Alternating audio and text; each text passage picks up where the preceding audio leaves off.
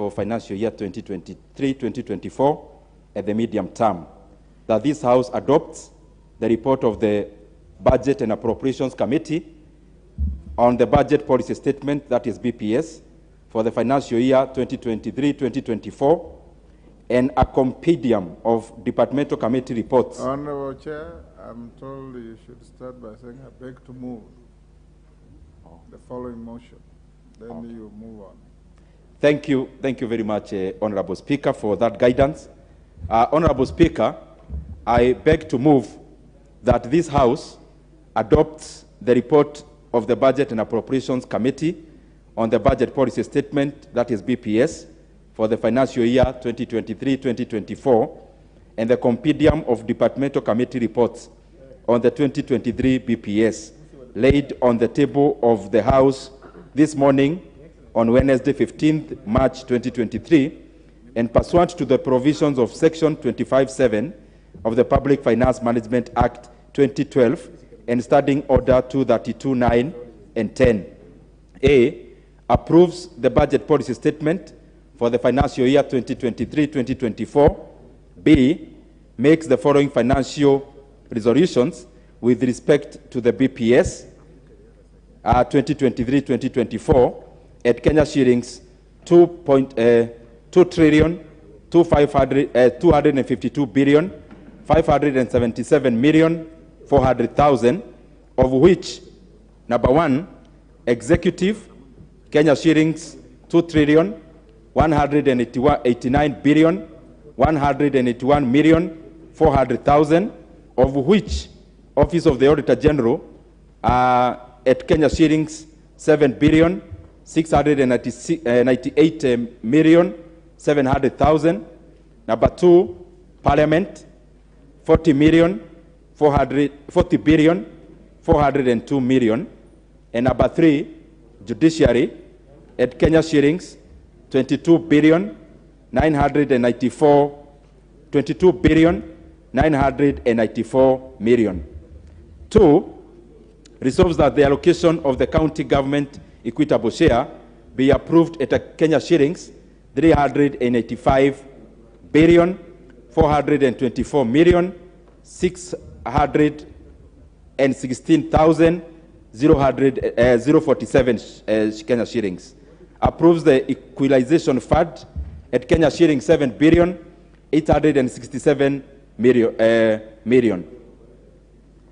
Four, approves the conditional grant of Kenya shillings 44,316,798,386 as per the fourth schedule of the report, of which on allocation of Kenya shillings, 4.5 billion to the managed equipment service, which is MES, will be subject to the submission of the evaluation report as per the resolution of the House on non-financial matters as contained in the report, which is on recommendation number 32. 5, orders that the second schedule to the order paper forms the basis for the ceilings for financial year 2023-2024 budget estimates. And 6, resolves that the financial resolutions forms the basis for the 2023-2024 budget estimates. C, makes the policy resolutions contained in the third schedule to the order paper, that is bracket non-financial recommendations relating to the budget policy statement for the financial year 2023-2024. Honorable Speaker, I first want to take this opportunity to thank all the departmental committees which appeared before us over last week, Mr. Speaker, to bring forth the recommendations from the various MDAs that they oversight. Mr. Speaker, we have been working long hours to make sure that we meet this deadline. And Mr. Speaker, for the avoidance of doubt, even before I go to the main body of today's motion, Mr. Speaker, we have been in a sprint inside a marathon. we have been working very fast, but also long hours. And I'm sure the majority of the members who belong to departmental committees have been in the same rush. Mr. Speaker, on the onset, because law is made for man, not man for the law, we have decided as one of the recommendations that we have to take this exercise of considering BPS with the seriousness it deserves, because this is one of the main elements that we handle in this House. And therefore, Mr. Speaker, from the onset, I want to make it very clear to all members that in our recommendation, one of the recommendations is to amend the PFM Act, Mr. Speaker, so that we increase the 14 days of the consideration of BPS from 14 days to 28 days, Mr. Speaker, so that departmental committees can get ample time to query the budget ceilings, to query the estimates, Mr. Speaker, of the MDAs that they oversight. Mr. Speaker, also, we have noted that when the departmental chairs appear before the Budget and Appropriations Committee, we usually allocate them around 30 minutes, maximum maybe 45. Mr. Speaker, some of the departmental committees are oversighting very monumental departments and sagas. And therefore, Mr. Speaker, it is improper that a chair appears before us, then we afford them only 30 minutes. And the reason for amending the PFM, Mr. Speaker, is so that going forward, and especially next year, we'll only be allocating not more than 6 departmental chairs to appear before the Budget Committee in a day, so that we have serious interrogations, Mr. Speaker, because this is a very serious exercise. And therefore, from the onset, that will be seeking so that, Mr. Speaker, we can take enough time to make our budget. Mr. Speaker, in regards to this BPS, because we are now in the process of budget making, there are several considerations that we made as the Budget and Appropriations Committee, and of course, representing this House. One of those issues, Mr. Speaker, that we considered is on the basis of how countries grow. How do countries grow, Mr. Speaker? And especially empirically, using the evidence that is there. Using countries that have, Mr. Speaker, ascended to economic growth.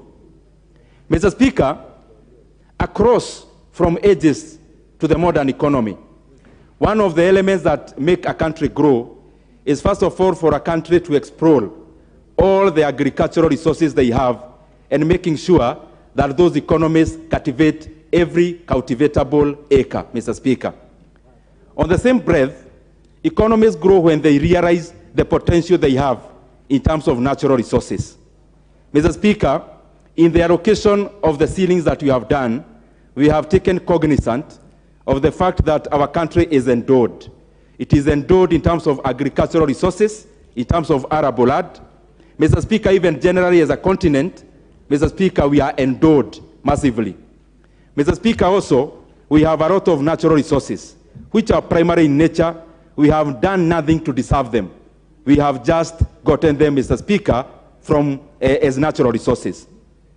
Mr. Speaker, the second element that every country grows is, after considering what they can produce in terms of primary, then realizing that they have to value add every raw product that cannot be consumed in its primary form, Mr. Speaker. Making sure that we add value to the products that we cultivate in our farms, and even adding value to the minerals, Mr. Speaker, that we get almost for free, Mr. Speaker, either underneath or even over the soil in terms of the forestry. Mr. Speaker, for that to happen, that is number 1 and 2, in terms of exploring and exploiting natural resources and also agricultural resources, and also cultivating, Mr. Speaker, in terms of making sure that we add value. That process, Mr. Speaker, requires human resource. That cannot happen, Mr. Speaker, when we do not have a healthy human resource and a skilled human resource. And that is why within this BPS, we have gone ahead, Mr. Speaker, to make sure that we take care of health care. Health care in economic terms, Mr. Speaker, is the maintenance cost of labor it is the maintenance cost of human capital. That is what, Mr. Speaker, on the health side, they call healthcare. Mr. Speaker, on the same side, for this human capital to be improved, a raw person, Mr. Speaker, a banal person to be improved, they need to go to school. After going to the basic school, Mr. Speaker, they also need to acquire skills. And therefore, Mr. Speaker, in the same breath, we have made sure that we have allocated enough seating to be able to add value to the human resource that you have in the country, and especially by adding value, and especially in terms of tangible, practical skills. And that is why we have given a lot of cognizance to higher education, and especially more specifically to areas around Tibet, which, Mr. Speaker, their main domain is to make sure that we polish the human capital that we have, even as the healthcare, Mr. Speaker, maintains the same human capital. Mr. Speaker, also for other countries that have grown, they have limited their extravagance, Mr. Speaker, and their tastes to the products produced within their countries. Mr. Speaker, across all the economies, from South Korea to Vietnam, and no others, including the very stable economies, Mr. Speaker, they make sure that they match the aspirations of expenditure, Mr. Speaker, of the citizenry by having production lines that satisfy to that extravagance, Mr. Speaker. Mr. Speaker, also, a country which must import commodities because of necessity, then, Mr. Speaker, the equivalent of the necessities that we have to get from outside based on necessity have to be compensated by what we export outside, Mr. Speaker, so that we do not become an economy that hemorrhages foreign currency. Mr. Speaker, in fact, economically speaking, it is more plausible to pay 20 shillings for a product, the money that you remain within the country, than to pay 10 shillings for the same product for money that you'll take a flight.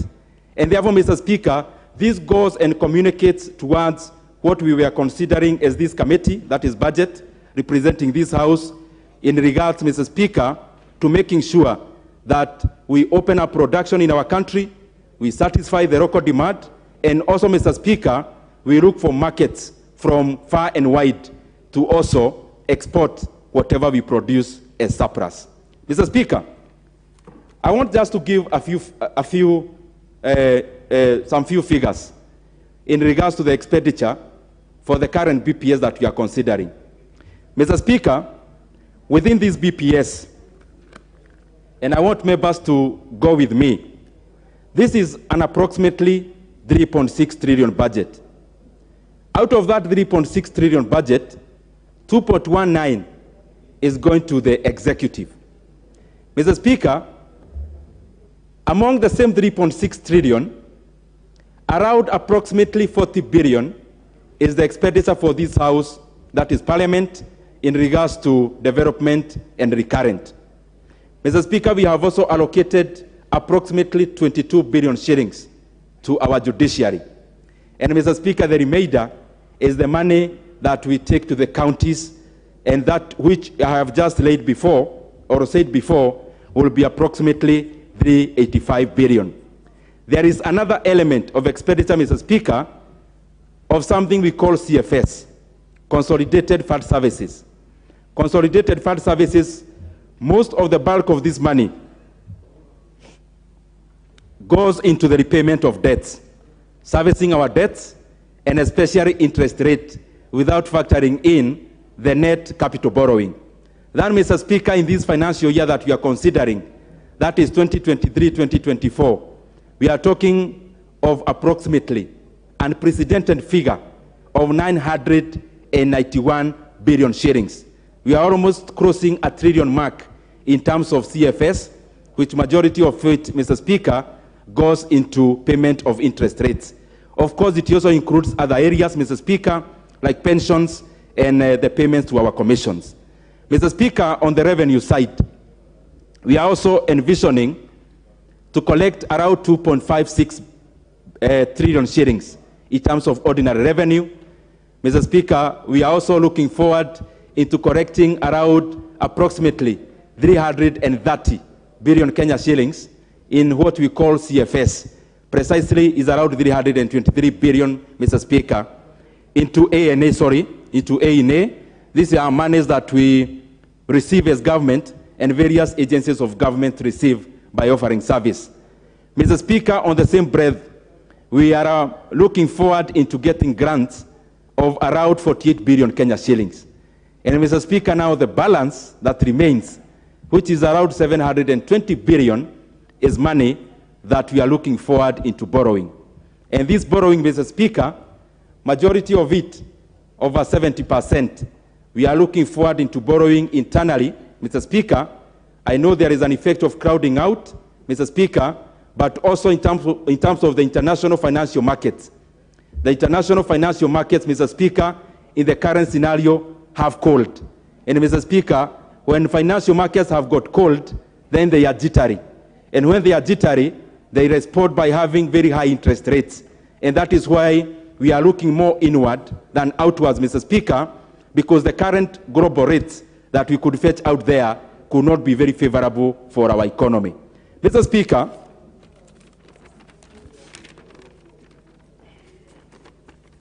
there are a few areas I want to highlight that we considered in terms of laying the basis, and I mentioned some of them when we were considering the supplementary estimates. That is why today I'm not going to overemphasize. Mr. Speaker, the current scenario in terms of our economy, we are still reading through the effects, Mr. Speaker, of the pandemic that has added, but the effects have not added. Mr. Speaker, our country is facing a very severe drought and famine. Mr. Speaker, definitely that compounds the issue of inflation, Mr. Speaker. And also, there is another global trend of the strengthening of US dollar, Mr. Speaker, that is making all the other foreign currencies, Mr. Speaker, lose ground in comparison or comparative to the greenback. Mr. Speaker, these are very fundamental factors, and of course in putting the fourth one, which is what is happening in Europe. Mr. Speaker, because the economy sometimes deals with facts, Mr. Speaker, some of these issues may feel like repetition. It is because the economy we discussed a month ago, it is the same economy we are confronting today. And some of these realities, Mr. Speaker, have not changed. What we have seen, Mr. Speaker, that we need to take cognizance of as this House, as the Budget Committee, as a country, is that when we have shocks, like the shocks that I have mentioned there before, which prolongs for a long time, which takes too long, Mr. Speaker, sometimes interventions may not work. Sometimes policies are the ones that can work. When you have prolonged shock, Mr. Speaker, they then cease to be shocks, and therefore they are not to be tackled through interventions. Then we have to create policies that will confront these kind of prolonged shocks, Mr. Speaker, because they cease to be actual shocks. And that is what we try to do by setting the current ceilings. Mr. Speaker, I don't want to take too long today, but I just want to highlight just a few things. Number one, we foresee an economy that will be growing at around 6% in 2023, which is a good thing, and especially given the fact that the global economy will be growing at partly around 2%. Mr. Speaker, another fundamental thing that I want to bring forward to this committee is that as we consider the ceilings, we are also considering, Mr. Speaker, the linkages among the various sectors within the economy. That is why we are considering agriculture, MSME, housing, healthcare, digital highway, Mr. Speaker.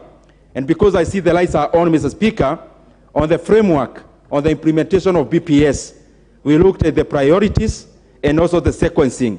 And Mr. Speaker, also the funding priorities, Mr. Speaker, some which will be borrowing, others will be raising internally, and others through PPP. As I wind up, Mr. Speaker, I want to mention 8 things which the members should take note. Number one, we considered aggregation across all the value chains in this budget, because we are not looking at budget in terms of just items. We are looking at value chains. aggregation and Give the chair 3 minutes. Thank you very much, Mr. Speaker. Number one is aggregation, which is both in agriculture and MSME in terms of production.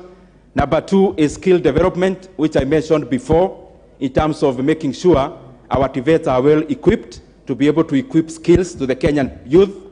Number three, Mr. Speaker, is the issue of JSS, junior secondary schools, and CBC, which we have been able to allocate enough seating to cater for capitation and also to cater for the gaps that there are in terms of infrastructure.